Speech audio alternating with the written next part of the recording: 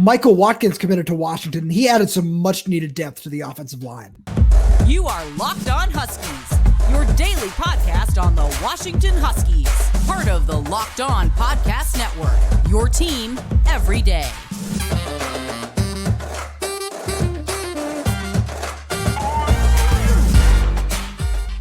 Welcome back into another edition of the Locked On Huskies podcast. I'm Rome Tomashoff.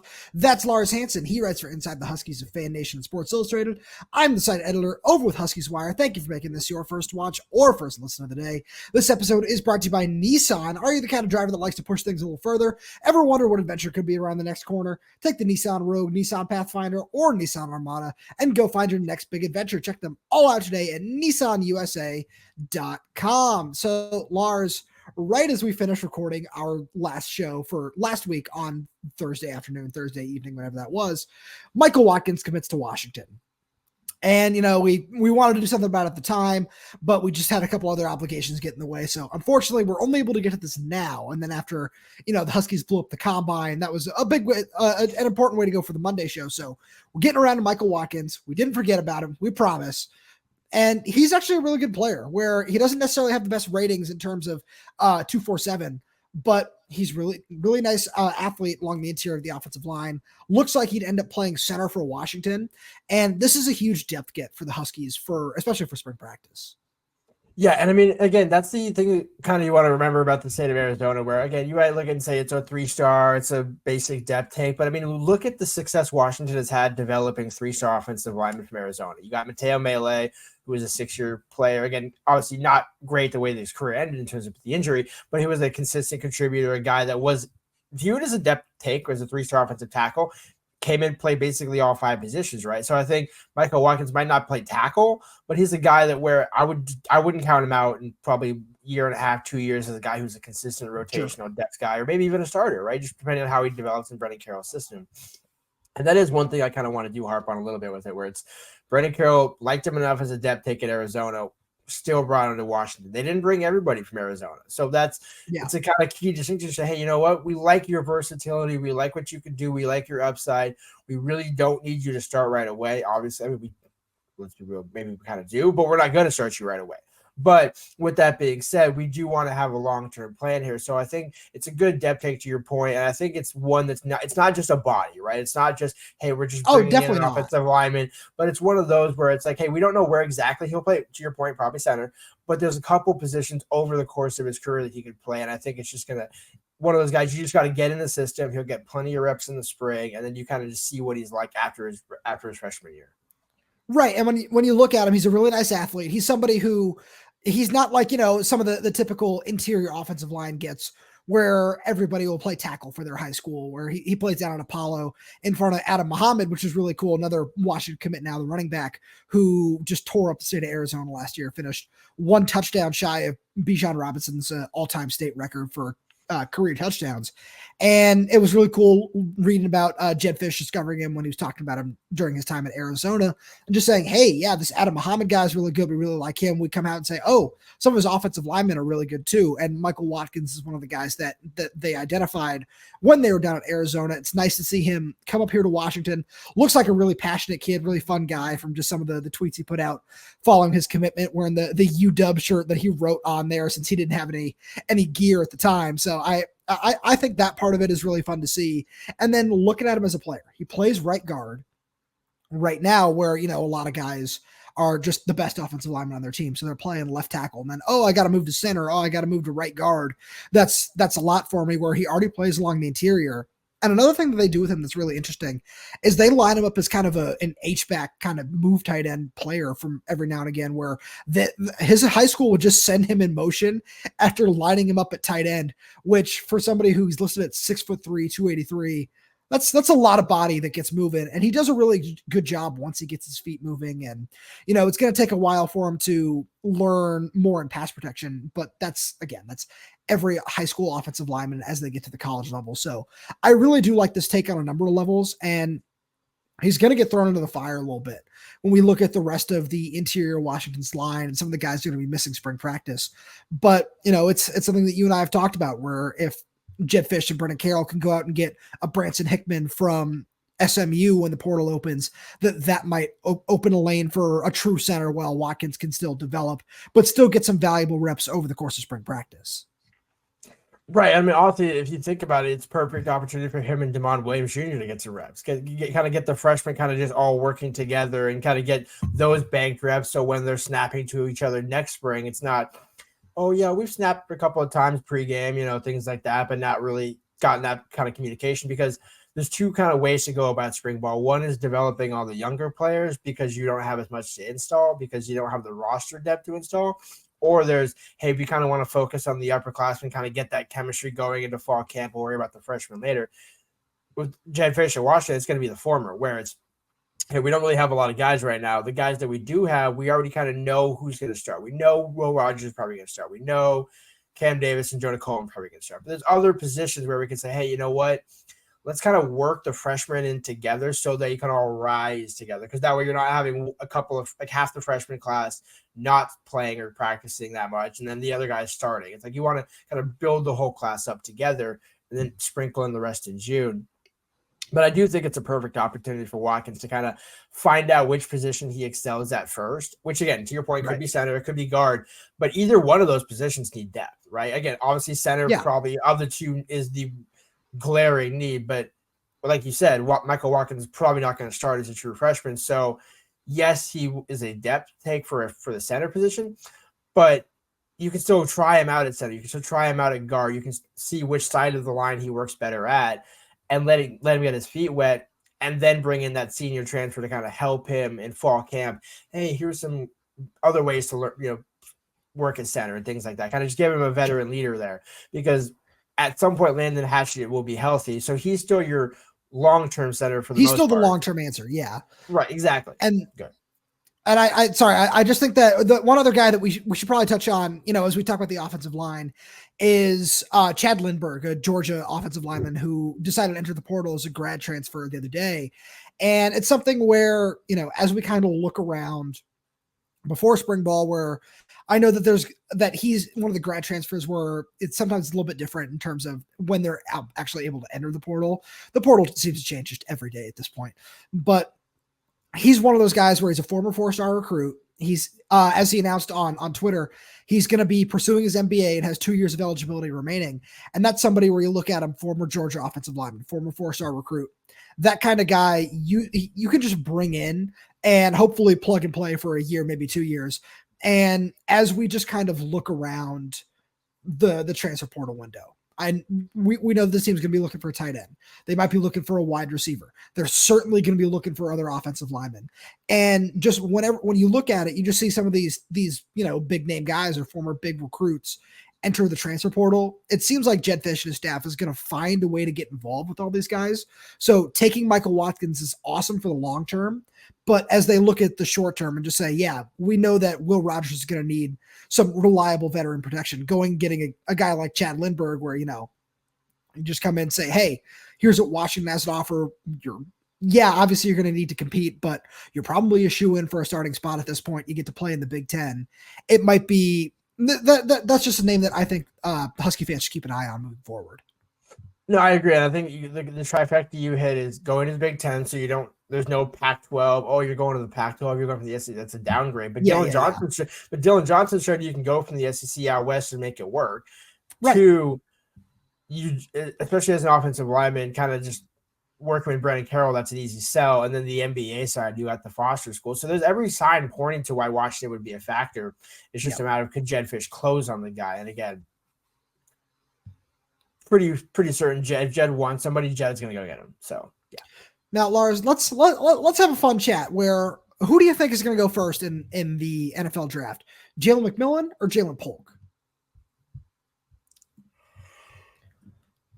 Right after a message from our friends over at FanDuel, because you can get buckets with your first bet on FanDuel, America's #1 sportsbook, because right now new customers get $150 in bonus bets with any winning $5 bet. That's $150 if your bet wins. You get to bet on all your favorite NBA players and teams with quick bets, live same-game parlays, exclusive props, and more. Just visit FanDuel.com/lockedon and shoot your shot. FanDuel is an official sportsbook partner of the NBA, and I know I like to give a shout out to the Celtics when we do this, but I've got an NBA futures bet right now that's not Celtics related. I know that's a little shocking. Give me Shai Gilgeous-Alexander for MVP.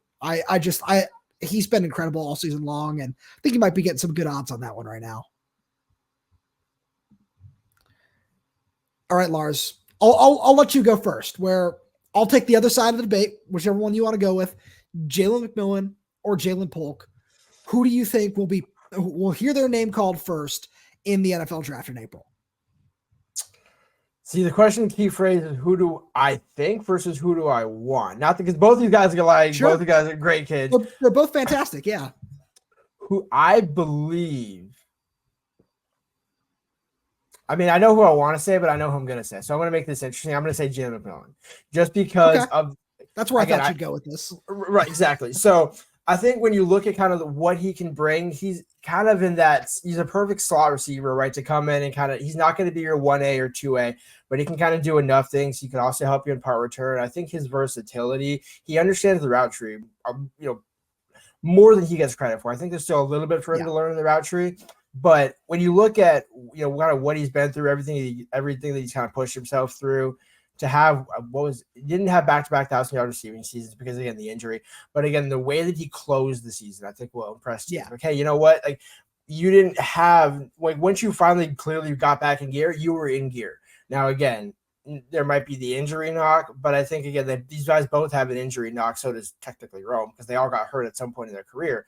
But every receiver does. So when you look at, okay, if I'm a team picking, let's just say between 28 and 60, there's different reasons for why I would want to take both. But I think in terms of Jalen, kind of gives you more bang for your buck, whereas Polk is maybe the more polished receiver. So I want to let you take that one. Sure. And so just a couple things on Jalen McMillan, where you look at him right now, he tested pretty well over the weekend. He ran a 4.47 40-yard dash, 1.53 10-yard split, which are both really nice times, especially after he weighed in at 6'1", 197, where that's a little bit heavier than I thought he might be. So it's nice to see that he gained a little bit of weight, still ran pretty well. And, when you look at Jalen McMillan, he's going to fit a certain type of offense very differently than Jalen Polk would. And I think that's what this is going to come down to, where when I look at Jalen Polk, I see somebody else who's going to thrive in the slot at the college level, where as I talked to Jamarcus Shepard a little bit about him, and one of the things that he told me when we were down in New Orleans is that he would be best playing in rhythm, playing with, a one-step drop, just get the ball out really quickly, just go fast, where I don't want to say like the Miami Dolphins, but that's how Tua likes to run the offense a lot, where it's just get the ball out, go, make a read. You don't need to worry about, making plays outside of structure, all those kinds of things, where that just seems like where Jalen Polk would thrive, just in terms of what he does best. And especially when you can get him moving, you can get him over the top. He's somebody who can take the top off of defense at times where, he's not necessarily the fastest guy in the field, but he's got such reliable hands, and like Jalen McMillan, has such a complete understanding of the route tree. And, at times you could argue that he had the best hands on the team. He obviously had struggles with drops for a couple of weeks, but outside of that, he just pulled in some absolutely ridiculous balls, like, the one against Michigan State, where he had to just go full extension to bring that in. That's really impressive. And that's something where I could see him getting taken in the middle of the second round. Whereas for Jalen McMillan, I could see him going late 2 or early 3 right now in terms of the draft process. So, and that's kind of where I'm at. Right? I can kind of see maybe where one team might say, hey, okay, Polk is maybe the better receiver, but Jalen could be the long-term better. It's kind of like pick your poison. Which one do you want? I think it's a floor versus ceiling debate more than it is anything else. Yeah. Where Jalen McMillan provides a higher ceiling in terms of, all right, we like what this dude can do as an athlete. He can work on the outside a little bit more in terms of his speed and in terms of some of the other things that he can do. Whereas with Jalen Polk, his floor is so high. That's a guy who can come in, start for you next season and put up 700-800 yards, and you can be happy with that. Exactly. But I do think kind of when you're looking at McMillan, and again, there's no slight to Polk, right? But I think when you look at McMillan, there just seems, and again, maybe this is a perception judgment, right? But just when you think of Jalen, there just kind of seems to be that electricity feel, whereas Polk is the 3 for 75 guy. Jalen's the 7 for 150. Now, Polk can go for 7 for 150, right? He's done that. Sure. He's had a 3 touchdown game, but it's more or less like he's the I don't want to say DK Metcalf, right? But like of the two, right? Where it's like he's more physical. No, it's not that. Yeah. No, but he's more physical, kind of just has them. He's more imposing, right? You see what I'm saying? Where it's like Polk's a little more imposing, where Jalen kind of offers you a little bit more, a couple of different things. But I do think that's kind of the one reason I have Jalen separated a little bit is he can return kicks. And I think that's whereas Polk, we've never seen him do that. So that's kind of where I'm saying there's a little bit of different factors, whereas one is a true receiver. One's like an electric guy who can kind of play a couple of different receiver positions, but also can play on special teams. And I think that might elevate him just a little bit more, especially if a team that doesn't have a returner or a stall returner can say, hey, you know what? Why don't we throw him there and work him in the slot? Like now we get more bang for our buck, 2 roster positions instead of 1. Sure. And that's something where when you look at Jalen McMillan, he could be utilized so well in just one of the more creative offenses that you can find, where I remember talking to Jamarcus Shepard about him. He said, I could see him fitting really well with the Kansas City Chiefs, where that's one team who'd be able to just get the most out of him and utilize him in so many different ways and do so many different things with him, where I could definitely see that and there's somebody who's definitely in need of a receiver where that could be a late second, early third round pick for them. But when I look at Jalen Polk, I just see somebody who's going to fit in a lot more systems in terms of the timing, in terms of what he does so well. And another thing that he does really well that, obviously you can say about a lot of receivers, but I don't think they have it just kind of built into them the same way that he does, is he just has absolutely no fear going over the middle. He's somebody who's going to take a huge hit and just pop right back up, because we've seen him do it time and time and time again. And when I look at that profile and what it takes to succeed in the NFL, I'm not saying Jalen McMillan can't do that, but just with the way that the two of them were utilized, that was something that Polk was just asked to do a little bit more of over his time in college.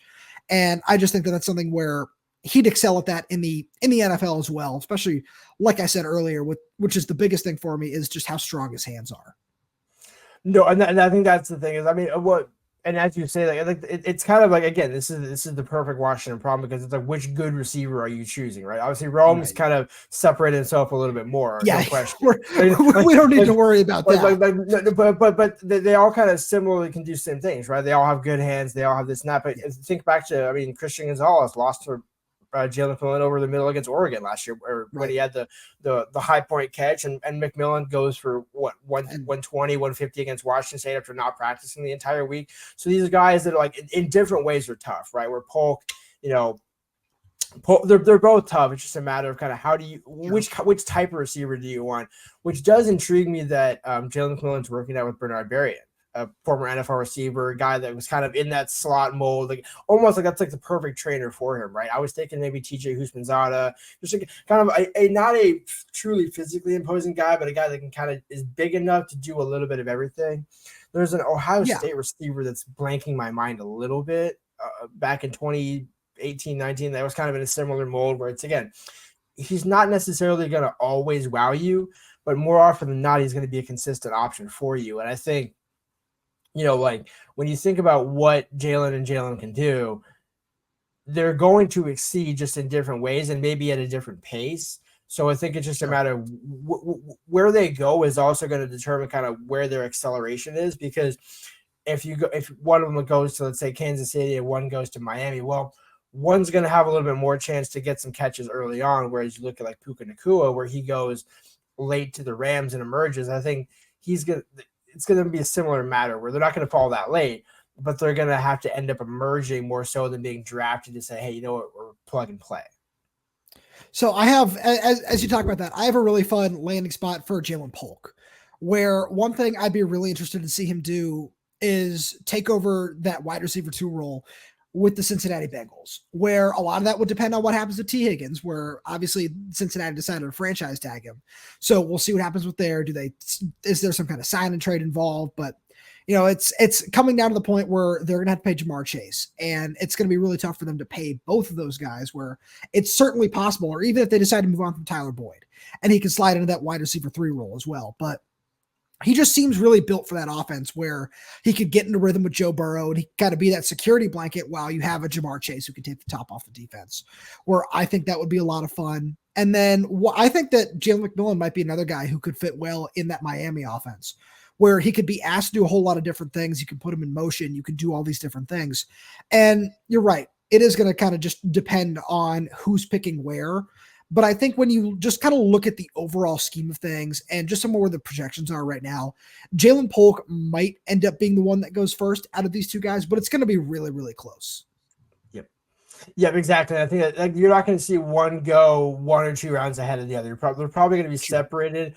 Put the locked in, over, under, locked on pick at, what do you want to say, 11 and a half picks separating them? Ooh, I like that. Yeah, I might take the over on that, but I like where you're going with this. So this is we're going to have a whole bunch of fun NFL draft stuff that we'll do as we get closer to that. And speaking of NFL draft stuff, how many Huskies are going to get picked on day 1 and day 2? We'll talk about that right after a message from our friends over at Nissan. Are you the kind of driver that likes to push things a little further? Ever wonder what adventure could be around the next corner? Our friends at Nissan have a line of SUVs with the capabilities to take your adventure to the next level. The 2024 Nissan Rogue is perfect for city drives and great escapes. The class exclusive Google built-in is your always updating system to call on for almost anything. Gone are the days of connecting your phone. Google Assistant, Google Maps, and the Google Play Store are built right into the 12.3-inch HD touchscreen infotainment system. The 2024 Rogue is the perfect midside crossover for your next adventure. Nissan's incredible lineup also includes the 2024 Nissan Pathfinder, which has room up to 8, an expansive cargo capacity, and advanced 4x4 capability with 284 horsepower and up to 6,000 pounds towing. When adventure calls, the Pathfinder is there to answer. Take the Nissan Rogue, Nissan Pathfinder, or Nissan Armada and go find your next big adventure. Shop NissanUSA.com. So, Lars, I was kind of going over this in my head, and right now it feels like there could be 7 or even 8 Huskies picked on day 1 or day 2. Who knows if they're going to – I don't think that they're going to break the record that Georgia set a couple of years ago of 16 players being taken in total in the draft. I don't think they're going to break the record of 6 players in the first round, but 8 players on day 1 and day 2, that would be – it would show a lot about this team and just be a really cool accomplishment for the program as a whole. No doubt. I mean, I think when you look at the guys that are going to go guaranteed 1, Troy, Rome, potentially Roger, potentially Mike. Now you're up to 4. McMillan, Polk, now you're up to 5 or 6. Now you're just wondering, okay, does Eddie go day 2? Which probably should, right? Sure. Oh man, this is criminal. I'm missing somebody already. Did you say Roger? Yeah. So Troy, Rome, Locks, Mike, then Mike, Roger, McMillan, Jalen, yeah, the two Jalens. Yeah, so we're at 6, and then you Brennan got Eddie. That's the one that I was missing. I'm like, I know I'm missing one obvious one. So yeah, there's your 7 and 8 right there, where it's Eddie and Trice. Where it's maybe Trice is going to go before Eddie, but then does Eddie kind of make that 8? Does Dom Hanson make that 8? Does somebody else make that 8? So I think if there's going to be an 8, it would be Devin Culp. Just in terms of what his testing did for him, and you look at his size, you look at his projectability, while the high level of production might not be there, a team can look at that and say, all right, here's our tight end 2, where we'll see what we can do with this guy over the time being. And with so many picks at the end of the 3rd round as a comp pick, I wouldn't be surprised if he's still picked in the early hundreds, but that's something where I can still see him being taken, a team take the risk on him late on day 2 and just say, all right, we like his athleticism, we like what we can do with this guy, and let's work with it. But as we look at some of these other guys, Braylon Trice might not necessarily be on the up and up right now in terms of some of his testing. We know he got hurt. It looked like he was dealing with a thigh injury or something there. Hopefully it's not too bad and he's able to practice for his and work out for his pro day, but he might be a 2nd round guy right now. But as you said, we can lock a lot of these guys in for at least day 2. And I think the biggest question might just end up being how many guys are going to be picked on day 1, but we're going to save that for another show and just kind of focus on what's all encapsulating right now, because in a weak linebacker class, Edefuan Ulofoshio could find his way pushing to day 2. Devin Culp, maybe even Jack Westover, where that's one where I don't know about that since he didn't really get a chance to work out, but that's just an interesting thing to keep in mind. Right. Well, as I say, Westover is definitely because so day 2 goes 2nd, 3rd, or 2nd, 3rd, 4th. 2nd, 3rd. Okay, right. Because that's the catch. Because I can see Westover going 4th or 5th. Yeah, Jack Westover will be. probably a 5th round pick at worst. Right. And so that's kind of where it's like, okay, I can see why Devin, especially because he tested, but then you do still have the pro day. So if Westover is able to test at the pro day, maybe they both go day 2, right? Maybe we're talking the over Sure, and the separation, maybe 3.5 picks that go in between them. So, it's a different, but that's kind of the point about Washington. I believe, his